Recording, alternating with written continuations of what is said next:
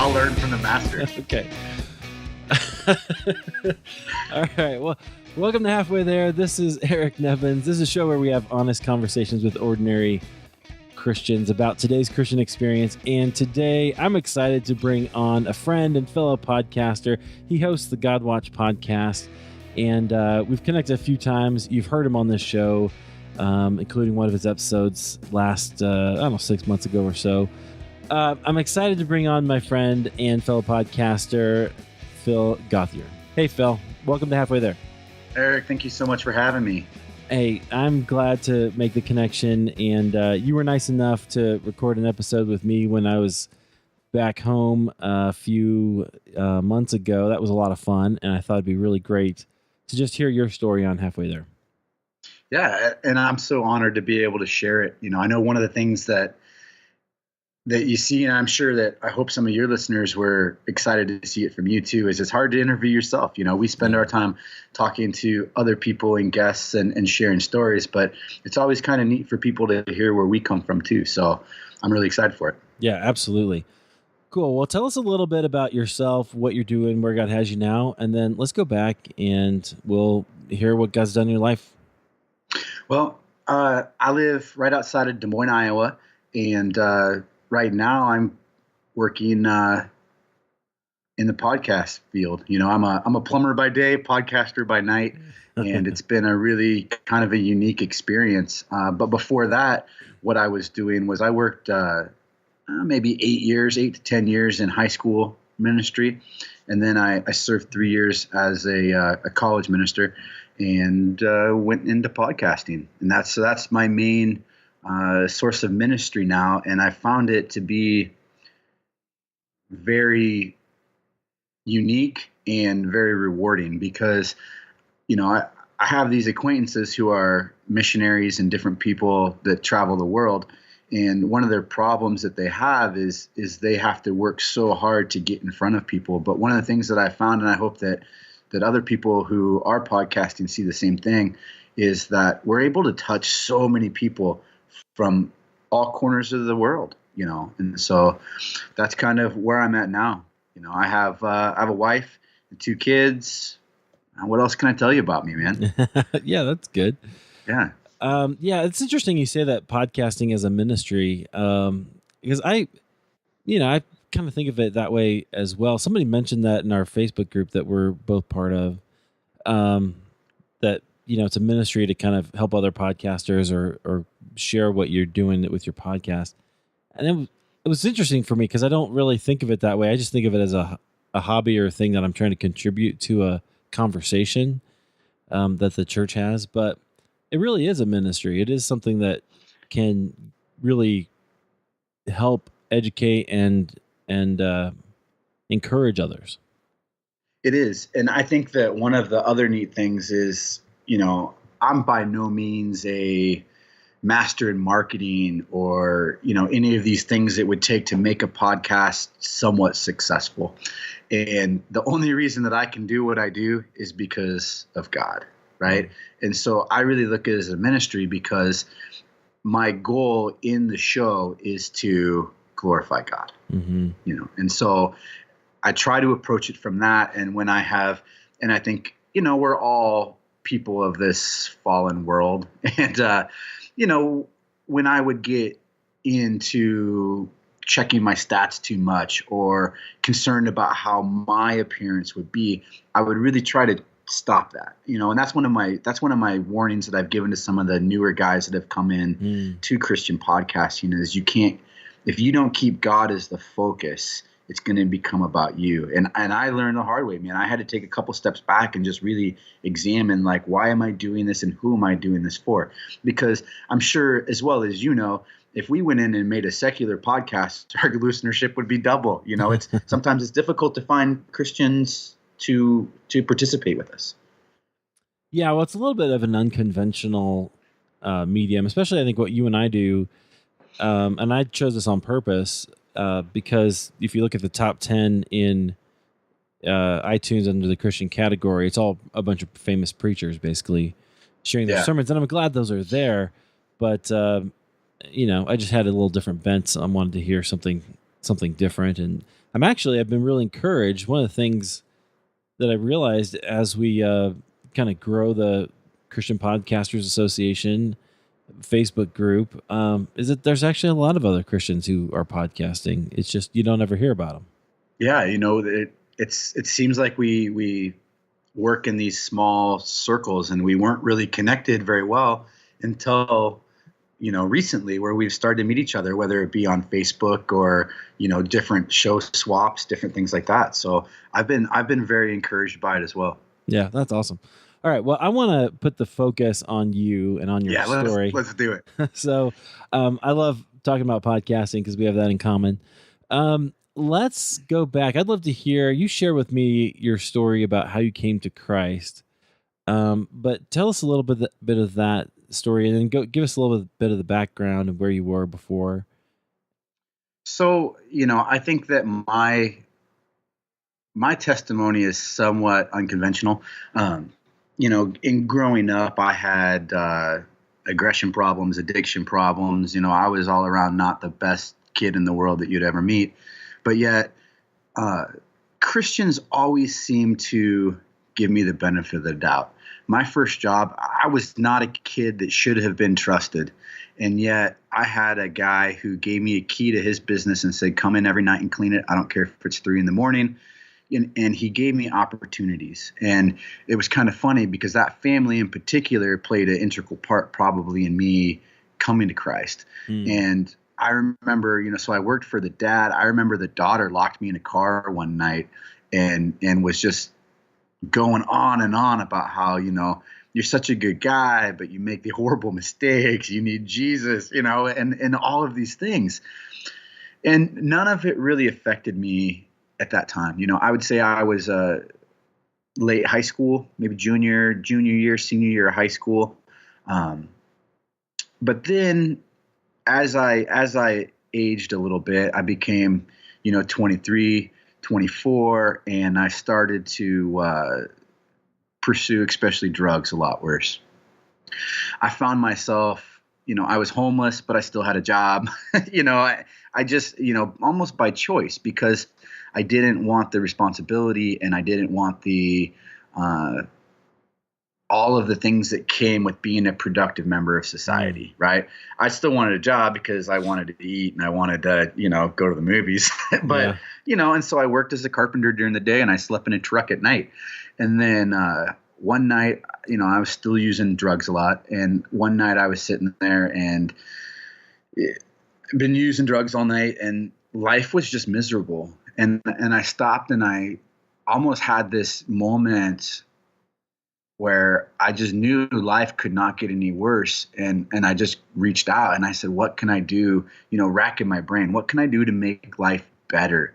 What can I do to, start an upward trajectory instead of this skipping across the bottom thing that I've been doing? Wow. And for whatever reason, God is what came into my mind.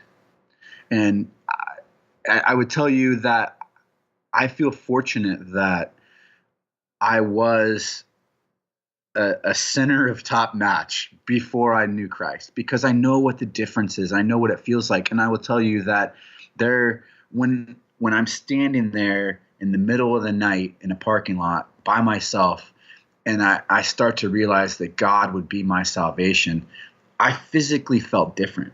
Wow. And I would like to tell you that my attitude and that my habits changed overnight, but they didn't.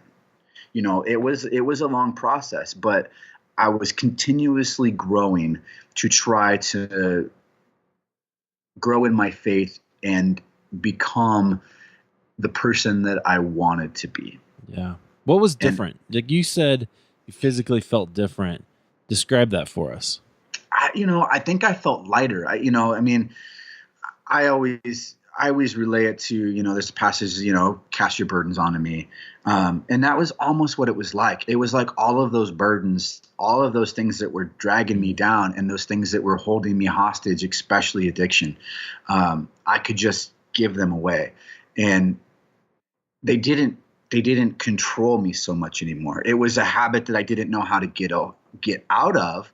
But, I've been involved in other groups, and people say, well, how did you quit? And, I would tell you most of drugs I quit cold turkey, and, I just stopped. And, well, how did you do that? Do you need doctor supervision, or you need this? And I said, I just stopped, and Right. I can't tell you why, but yeah, that night I just felt lifted. I felt lighter. I felt like I knew everything was going to be fine.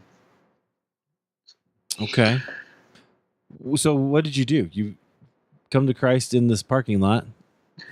I would like to tell you that it was some revolutionary, some hallelujah story, but I sat there, and I would say now the word is I prayed, but I talked to God. Yeah. I sat there and just had this conversation with something that I could not see, that I've never done before, that I didn't know actually existed, and so it was either, I was saved or I was crazy. Which one is it? And so after that, I just remember sitting. I lived in a parking lot down by this little lake, and I sat down there and just watched the water and talked to God for hours. And then I went to sleep. I mean, there was no lights shining down, dancing hallelujah, but it was just a sense of peace and calm that washed over me. Yeah. Well, what a powerful faith moment though, when you were, at the bottom. I love that what you said, skipping on the bottom. That's just a great picture. Um, but to just reach out and start talking to God, that takes some faith. That takes some courage.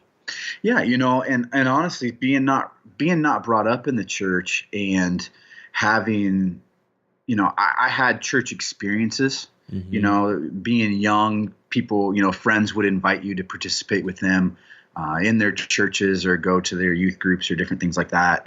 And those were interesting. I wish I could say that I learned something from them, but I mean, I was removed from a youth group because they told me that I was a bad influence on their kids. You know what I mean? It seemed, when I was young, it seemed as if there was no place for me within the church. And I think that that's something that I carried with me even in the early walk in my conversion, because I know that I would go and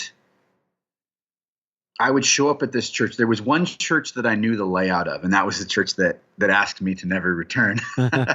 And I knew the layout, so I would come in a little bit late. Usually, everybody was set down.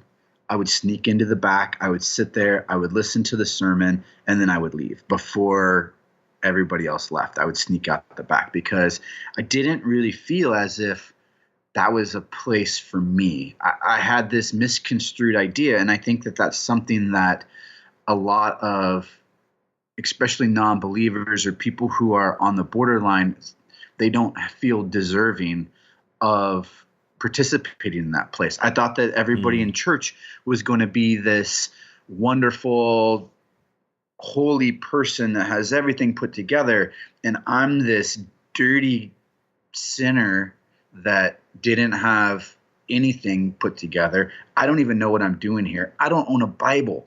What am I doing in a church? And so I didn't really want to communicate or touch base with people. And it took me quite a while in and out before I finally felt comfortable enough to share even who I was. I didn't want them to even know my name. So yeah, but that was a journey for sure. Yeah, I bet. What changed? Like, so how did you finally start to engage with other Christians?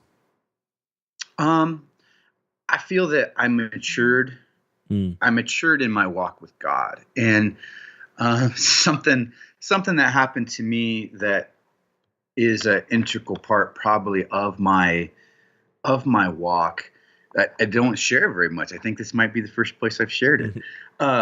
Is that, like I told you, so I had addiction problems, and just because I started to understand who God was and who Jesus was, and desire that for my life, I still was using drugs.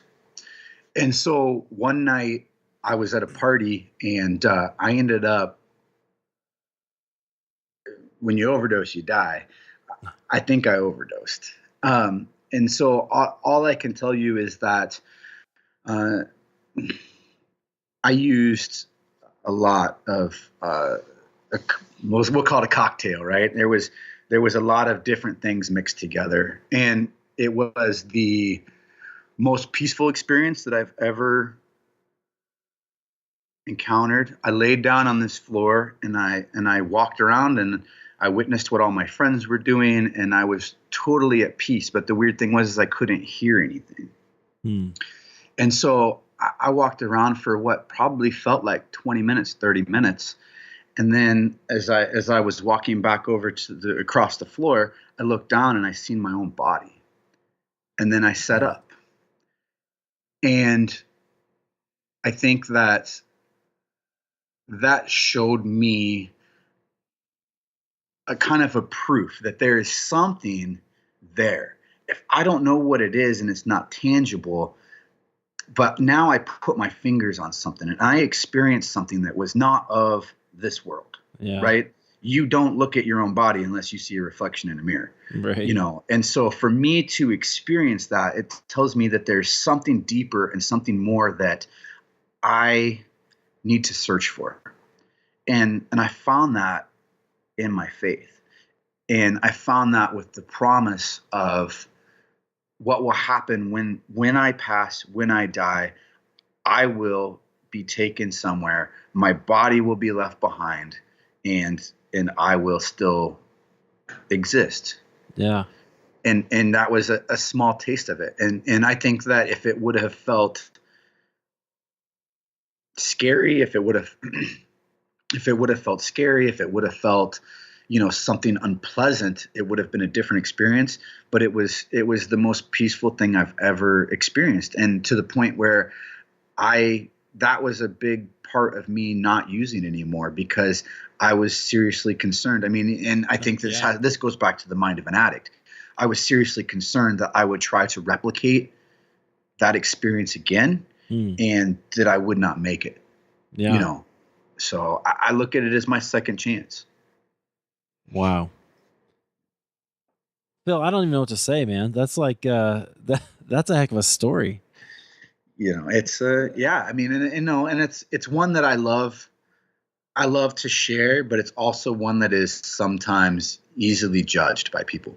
And I don't like to. There's a really fine line between some of the things I've done, and it was a great experience for me, but I would never recommend somebody else try to do that. I mean, drugs are harmful, hurtful, painful, deadly. It's not something that I would ever wish somebody to have to experience. But for me, that was something that I needed. And, and I always laugh still to this day. I say that, God whispers to people. God whispers to my wife, and she just hears it. And she goes, I think God, God's been prompting me to do this. I got to get hit in the head with a 2x4. I have to get shown something. And I really see that as a piece that God put in play for me to understand his reality. When we look at the Bible, there are people who are shown specific things. And I'm not saying that, I'm Paul, I'm not, nothing like that. But I think that there are times when somebody needs to see something so that it opens their eyes. And that was my moment. Yeah. Oh, man. Well, it's so interesting that you interpret it that way too. That this is God getting in touch with you and saying, "Hey, this is what happens if you continue down this road." Well, and for me to look back, it's crazy because I still didn't own a Bible. I still, was attending church irregularly. All I wanted to do was hear a sermon and go, and whether I actually understood that sermon, whether I actually comprehended what was being said, I bet I probably didn't, but I just knew that I needed to keep going. I needed to keep pursuing God. And, it turned out that I found out that God was pursuing me the whole time. And the people, when I look back at the people that he placed in my positions, whether it be my boss, whether it be, different family members, whether it be friends, acquaintances, conversations that were 5-10 years old, those things all came into play. And I remembered those. So No, that's awesome. So how did you start to grow? What did you start to do, as from there when you made this choice, you're going to leave using drugs behind and you're going to start to grow. What did you do? actually, the big thing was, and like I was saying, like I was talking about I was ashamed, so I was doing a lot of it myself. I didn't have that accountability because I didn't want to open up to anybody. And so what I did was, obviously I went and I bought a Bible, with the little notes at the bottom, one of those study Bibles. And so I would spend time in that. I would read devotionals, just simple, easy ones that were, not these big, elaborate ones. They were just a single page a day, and I focused on the character of God, right? Because I didn't know the text.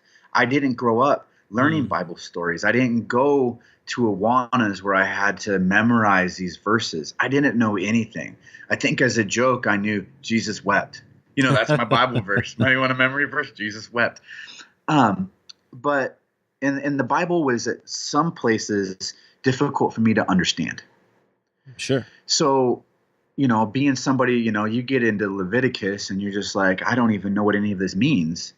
And, and honestly, you get into Genesis at the beginning being somebody and you're reading this guy's 900 years old and, this guy is 860 years old. Right.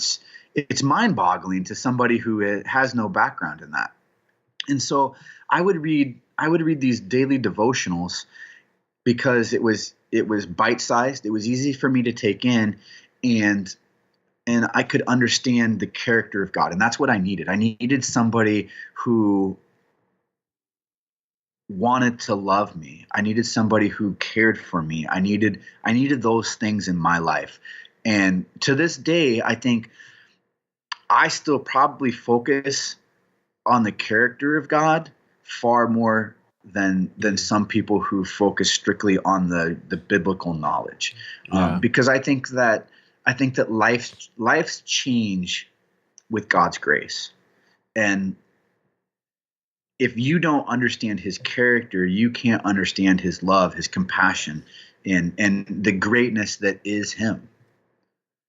I love that. And I've been saying for a little while that I think we sometimes read the Bible wrong. I went to school and got my bachelor's degrees in biblical studies. And so I learned all the minutia of studying in the original languages and, textual criticism, which is really fun, actually, trying to figure out the text about, is this really, because we have all these different manuscripts. Anyway, that's a rabbit hole trail, but, all that stuff, I could do all that stuff.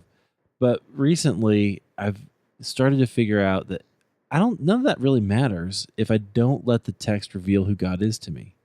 If I don't let the Bible tell me something about him and me in relation to him. And so that, I think that's actually the right place to be. It's interesting that was kind of where you started, or kind of how you grew into understanding God.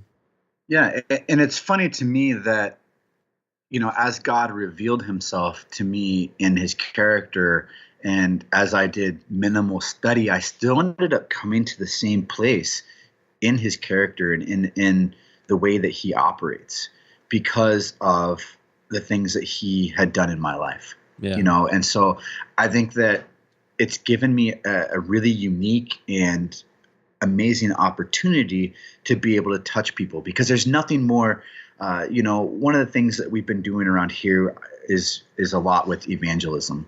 And I have been extremely discouraged sometimes by how people treat evangelism, because I think that that's something that has always been important to me.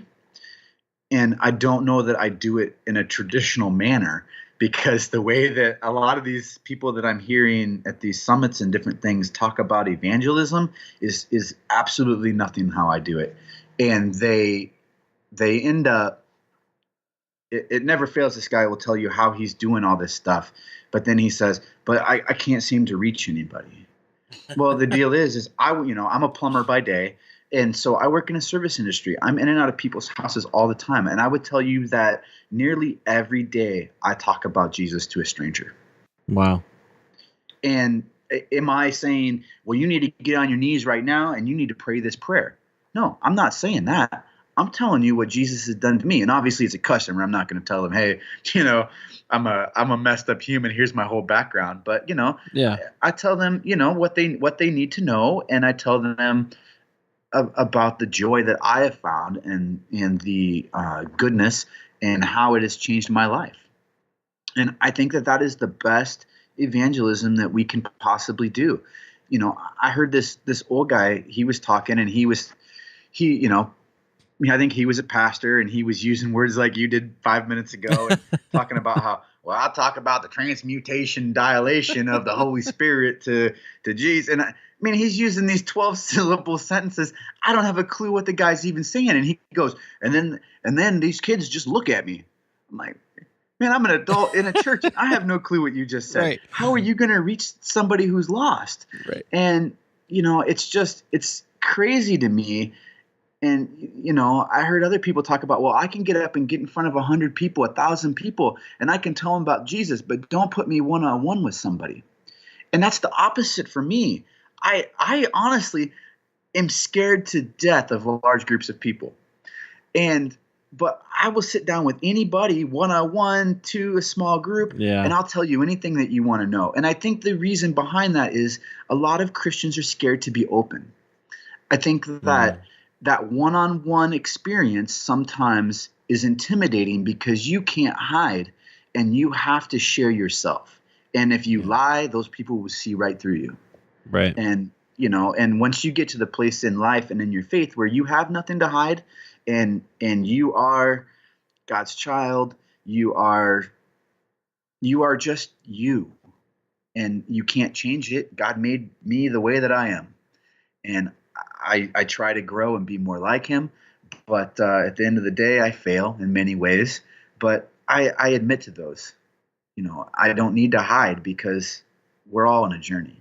Yeah, and it's all about Jesus saving us from all that anyway.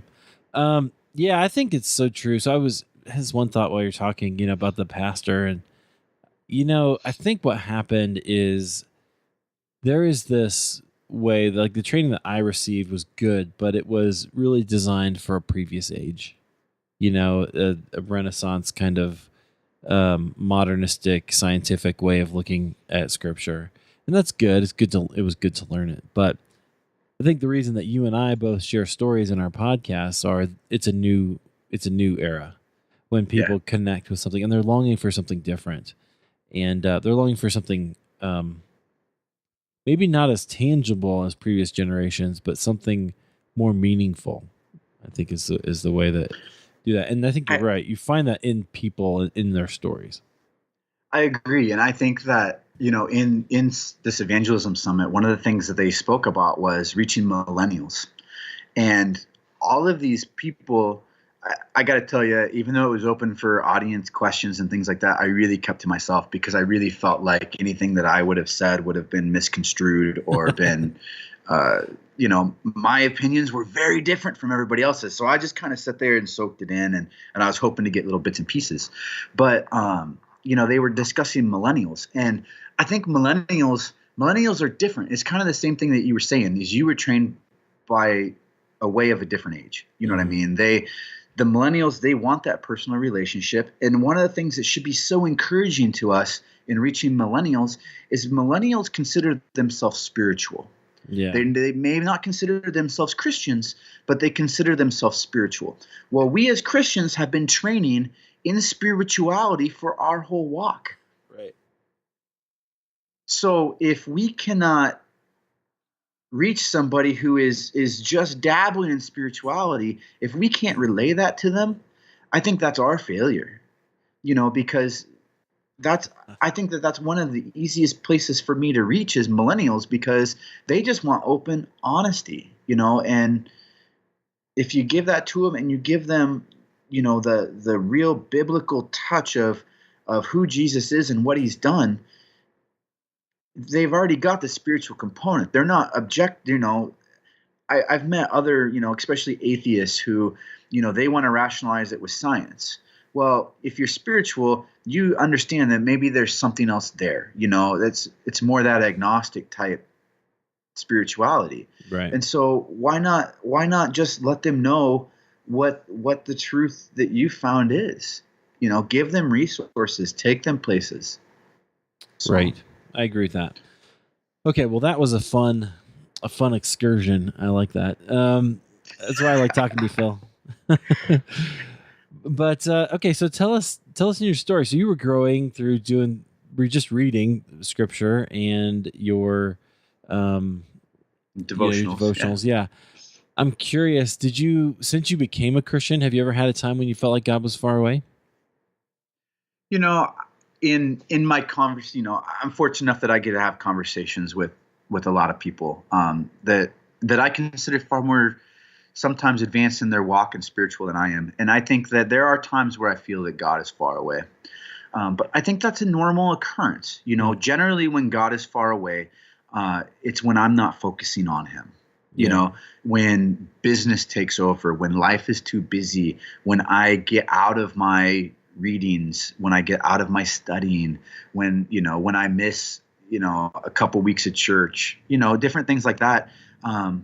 Because he's not in my mind. He's not focused, and, there's things, I would love to study more. You know what I mean? I would say I pray good and plenty, but, I need to be in the Bible more than I am.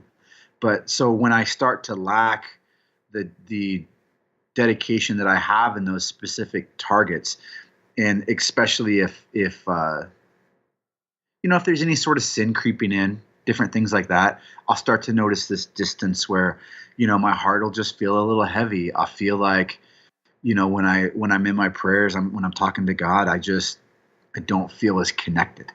And I start to notice that's when I really need to step back and examine my life. I need to step back and examine what I'm doing, because, God is always there.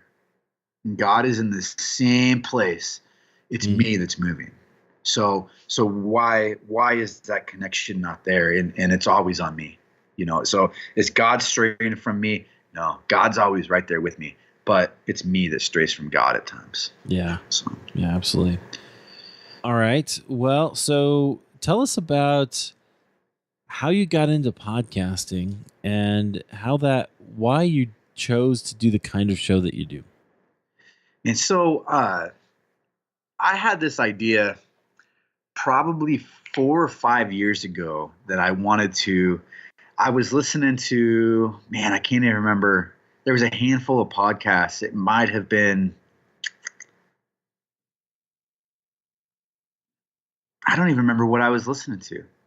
Maybe it was Joe Rogan, or, you know what I mean? Like, somebody, it was one of those big shows, because, 4 or 5 years ago, the only people who had podcasts were like celebrities or like some crazy that were, right, that you never want to listen to. And so I would listen to these, and I got this idea that I could never find a Christian podcast. All I could find was sermons. And I had worked with youth for a long time. I worked with substance abuse Christians for a long time. And then me and my wife would lead short-term missions to Central America.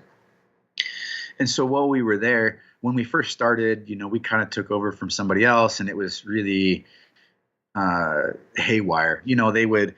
The people would show up. There would be no structure. Here's what you're going to do for your day. We're going to go serve in this capacity. All right, you're back here. Do what you want. And that was great, except for it didn't work for me. I really needed to have more of a focus on God on those trips. And so I would start to build sermons that I would give at night. And I think that people at first weren't always so excited. I was like, all right, we've been working all day. Now I'm going to preach at you. But in those, I was able to really dig deeper with people, and, with the counseling and with helping people through especially times of need. One of the things I really started to notice is we all have these different experiences in our lives, but we all have some of the same problems, and most of the times we think we're alone.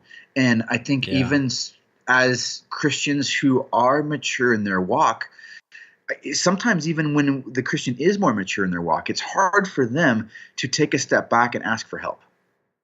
it's hard for them to say, hey, here's where I fall short. And I noticed that all of these people had a lot of the same issues. And so I thought, why not compile a group of stories, because they're all unique, but yet all God loving and experienced, that would help somebody get through their grind, to let you know that you're not alone. And so when I first started my show, so we'll go back to the beginning. So in the 4 years ago, that's what I wanted to do. And I was working with high school. I made the transition to college.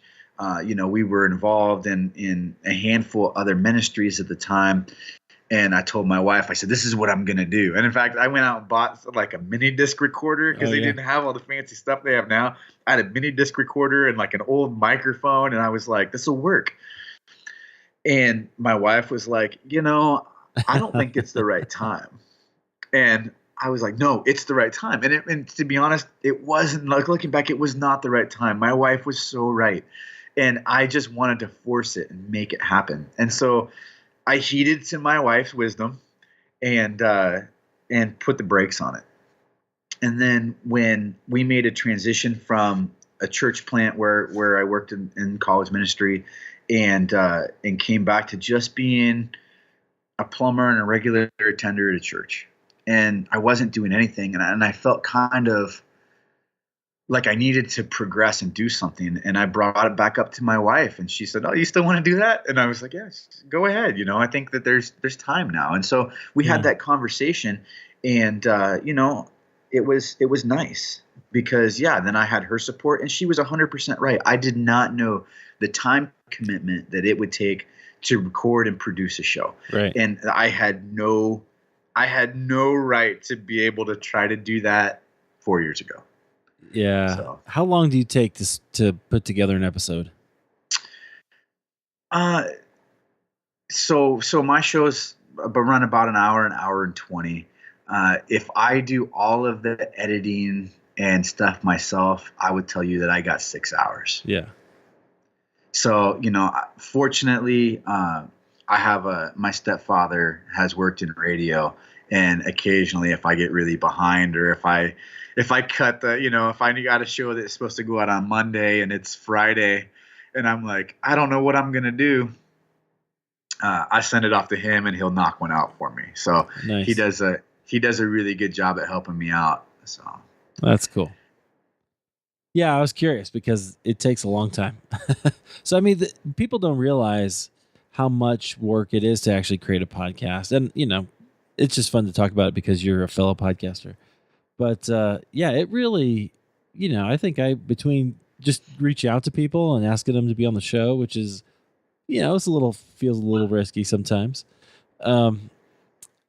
In getting that arranged, and then actually spending the time recording the conversation, and then doing the editing, and I don't know what else you do. Like, I do pictures for every single episode, and sharing it on Facebook. I don't, and like you do You the pictures, and you do the show notes, and you do all that stuff. Yeah, I'm not that. I don't.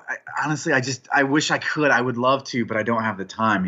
I run my own business, and my kids keep me running, and I would love to be able to, but as of right now, it's not in the cards. I just want to produce the show that is the right. best that I can, and audio quality the best that I can, and get it out. Yeah, well, the audio is the key part, right? But I like to do that because it looks better when I share it on Facebook. That's how I like it. It does look better. Pictures. You're right. But yeah, anyway, that's it takes some time. It's a commitment. So, I think your wife's right. If you didn't have time back then, that's good. But I'm glad you do now. Yeah. What are some of the things you've learned from hearing the stories of the people that you've gotten to share with you? One of the things that I've learned, and it's been an honor that these people will tell you a story and allow you to curate that for them. Isn't that amazing? And that they'll share little bits of their heart, and they'll trust that you'll do something good with it. Because it's not like they get the finished product. They record something. I can do anything I want with it. Yeah. And so, just to be able to enter into that relationship with each individual guest and listen to their stories, because there's stories that are heartbreaking. And one of the things that I've really learned is that if you stick with it, you come out the other side better. You come out the other side stronger. And those insecurities that we have as people, and those fears that we have as people, melt away. And so you take those things that people have gone through, those hardships and those losses and those fears and those pains, those people come out stronger out of the other side. And so I think the main thing that I have learned is sometimes you embrace that pain. It's not good now, but God has put that in your life, and I'm going to come out the other side stronger, happier, healthier. Yeah, and if you really embrace God in the middle of that, it can be, it can help you grow, right? For sure. Yeah, it can be one of the most important things. Yeah, I completely agree with that. I've found that over and over and over again. It's one of the reasons I asked that question about, have you ever had a time when God feels far away? Because sometimes people have really significant wall time experiences, where they're kind of hitting the wall. And it's, like you said, it's normal. And if you embrace it and ask God to lead you through it, you'll come out stronger. Yeah. And I think it's easy to explain that to people, but sometimes way more difficult in application. Oh yeah. Because we don't want those uncomfortable moments. We don't want those painful things. We don't want to hurt the people that we're the closest to. But it happens. Yeah. And so the real question is, how do you move on from there? And if you move on without keeping God at the center of that, you're moving on wrong. You know what I mean? It's going to keep failing. At least in my experience, if I try to do it my own way, it's going to fail. Yeah. Yeah, I completely agree. Well, all right, Phil, I feel like we got to know you just a little bit better, and I love that. Is there anything you want to leave us with before we talk about how we can find you? I would just encourage listeners to, reach out to people. We're all in a different place in our relationship with God, but yet we all want to have the same goal, the same end game is what we're all shooting for. And if you can live that open lifestyle, the stories that we share on our shows happen every day in churches. They happen every day amongst friends. And so take those things and don't be shy of them. Embrace your troubles, embrace your problems. Those are things that God has blessed you with. It may not feel like a blessing, but share those. Live in those and live in that community, because you're going to come out happier, healthier, and better able to serve the kingdom of God. Oh, amen. All right. Well, where can people find the God Watch? Oh, people can find us. So if you go to God Watch Live, you can find our webpage. We got all our shows listed there. If you click on the top tab, there's a podcast tab. Go ahead and click on that. You can see all of our past shows. Also, there's a contact us page if you want to drop us a line that direction. If not, we're on Facebook, the God Watch Podcast. And, you can reach us anywhere on there. I'm not the best at keeping up on social media, but hey, if you send me something, I'll get back to you just as quickly as possible. And then you can find our show on pretty much anywhere you download your music online, except for Spotify. I have something in for them. I haven't heard back, but Apple, iTunes, Google Play, Podbean, all of those places. Perfect. All right. So I'll have those links in the show notes at halfwaytherepodcast.com. And so you can find that. You can follow Phil's page, and that'd be great. So, Phil, thanks so much for sharing your story with us, being on Halfway There. I appreciate it. Hey, no problem, Eric. I appreciate you letting me talk with you and have the opportunity. Yeah. Thanks. Hey, thank you.